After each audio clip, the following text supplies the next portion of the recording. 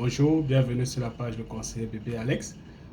Aujourd'hui, nous parlerons de comment venir au Canada en tant que résident quand on a déjà atteint un âge un peu avancé, c'est-à-dire l'âge limite est déjà dépassé et nous voulons venir en tant que résident. Ça, c'est la première partie d'une stratégie parmi tant d'autres que j'ai eu à élaborer ou à penser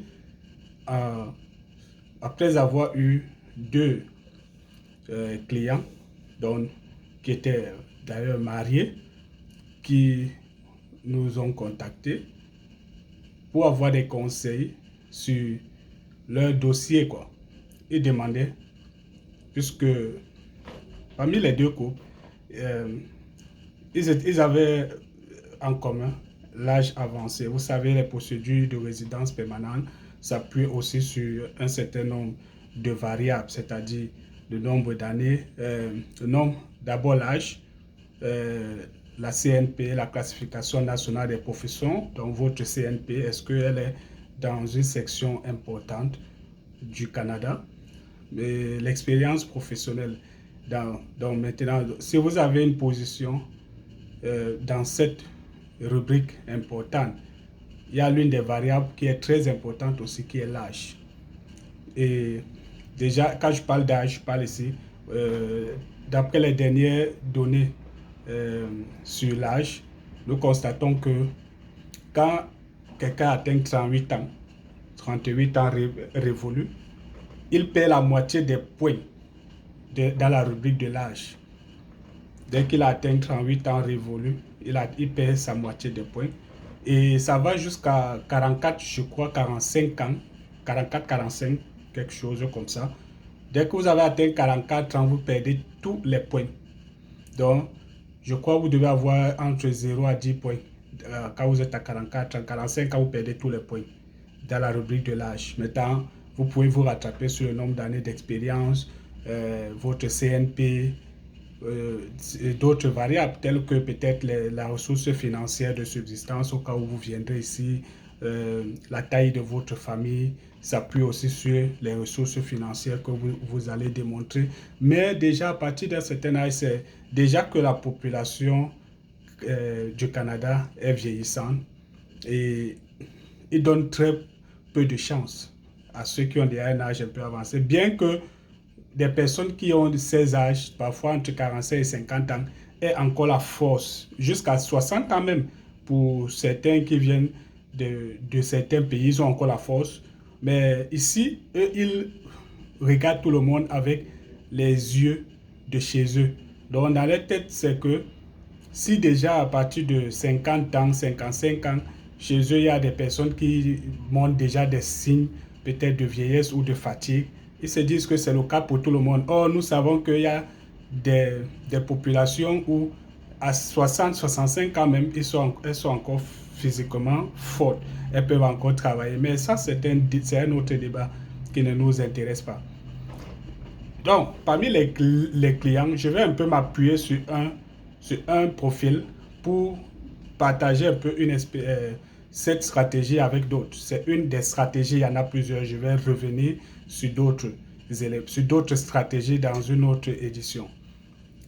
Il y a un couple qui me dit, le mari a 49 ans, la femme a 44 ans.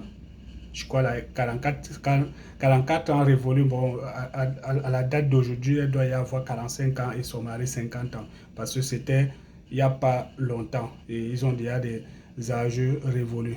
Donc, disons, ils avaient 49 ans et 44 ans et on a pris leur profil, on a essayé de checker ça pour voir un peu, pour évaluer le profil par rapport aux critères d'éligibilité dans le processus de résidence permanente.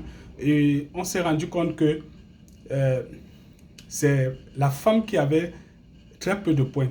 Et il faut aussi préciser qu'ils avaient des niveaux d'études importants, c'est-à-dire au moins de Bac plus 3. Donc là, je prends les références de la France. Baccalauréat, c'est-à-dire la licence. baccalauréat, c'est-à-dire la fin d'études secondaires, bac plus 3, c'est-à-dire ils avaient au moins la licence. Le mari avait la maîtrise et la femme avait une licence. Donc ils avaient des niveaux d'études importants. Leur CNP aussi était important. Bon, pour le mari, était important, mais pour la femme, il avait moins de points. Parce que le mari, lui, était dans la section B et la femme, elle, était dans la section C. Maintenant, quand on check les profils, la femme a plus de points que l'homme par rapport peut-être à son âge, par rapport aussi au nombre d'années d'expérience. Même l'homme avait plus d'années d'expérience. Mais il y a d'autres critères qui sont entrés en jeu parce que l'homme a ses points qu'il amène à la femme et la femme aussi en a pour elle qu'elle amène à son homme et tout. Donc vous voyez un peu. Mais la femme avait un profil un peu plus avantageux, mais sur les critères d'éligibilité du Canada, ça les avantageait par les deux. Bien qu'il y ait un travail de fond à faire, moi je leur ai dit, ce que j'ai échangé avec eux, je leur avais fait beaucoup de propositions sur lesquelles je ne vais pas trop revenir parce que ce n'est pas ça l'objectif de cette vidéo. En fait, dans l'échange, je me suis rendu compte que ils ont un enfant qui est à l'université et qui en même temps travaille. Donc, il est à l'université et il travaille. Et cet enfant a, je crois qu'il avait 22, 23 ans. 22, 23 ans. Et ils ont un enfant qui fréquente, qui fait déjà une spécialité importante aussi, classée dans la classification nationale des professions du Canada et elle est importante. Et pour lui, était classé dans la section A, dans la section la plus élevée. Mais je leur ai dit, votre enfant peut vous faire venir en tant que résident. Ils m'ont dit comment. Je leur ai dit, c'est simple. Votre enfant il est aux études et en même temps, il travaille et il est en train de finir ses études. C'est-à-dire, il était en licence, en train de terminer ses études. Donc, une licence, il avait eu un BTS et il faisait une licence professionnelle pour, en même temps, il travaillait. Je leur ai dit, attendez que votre enfant ait 3 ans d'expérience.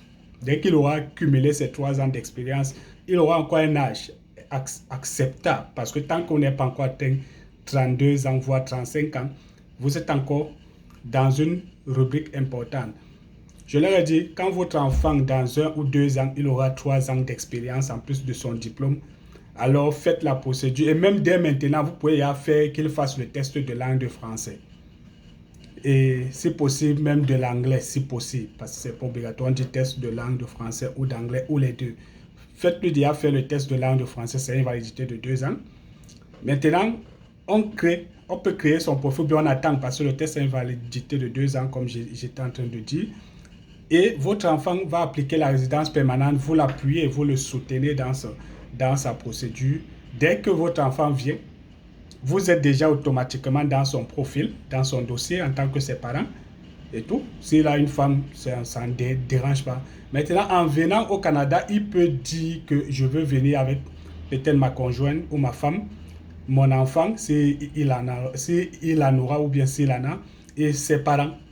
Il suffira seulement de démontrer qu'il a les moyens de subsistance pour venir. Et comme vous en avez, alors appuyez votre enfant dans ce sens et puis vous allez tous venir au Canada et vous pourrez travailler maintenant tout aisément et toute la famille est réunie. Vous n'aurez plus le stress de on a laissé nos enfants et tout et tout. Et quand vous êtes ici, vous commencez à parrainer vos enfants aussi qui sont encore en petit âge.